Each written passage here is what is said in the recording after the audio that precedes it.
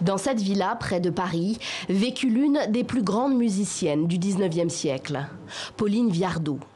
Une villa en très mauvais état, dont la restauration devrait être en partie financée grâce au loto du patrimoine. Et ce, pour le plus grand bonheur de cet homme, porteur depuis des années de ce projet de rénovation.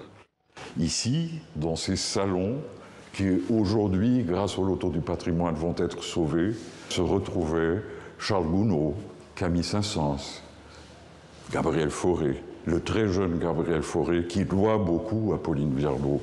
Sur les 3 millions d'euros nécessaires à la réfection des lieux, 600 000 proviendront du loto du patrimoine. Une opération inédite en France et qui démarre très bien. Pour l'occasion, 2,5 millions de tickets de grattage ont été vendus. Sur les 15 € de leur prix, 10%, soit un peu plus d'1,50 €, iront au patrimoine. Et ce vendredi soir aura lieu un tirage spécial du loto pour cette même cause. Les gens me disent « Ah oui, mais il n'y en a pas assez qui va pour le patrimoine ». Mais c'est un jeu d'argent. C'est fait pour les joueurs qui veulent gagner de l'argent. C'est très attractif. Ce qui est important, c'est la prise de conscience. 15 à 20 millions d'euros pourraient être récoltés grâce à cette opération.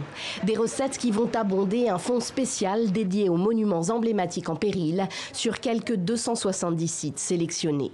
Je crois que c'est un succès.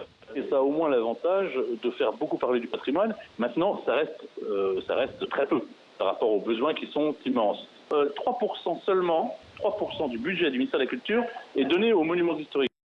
Le nombre de monuments classés en France équivaut à celui de la seule région de Bavière en Allemagne, ce qui semble très peu aux spécialistes de la question. Et la rénovation de nombre de petits sites locaux, lavoirs, églises de village, reste largement sous-financée.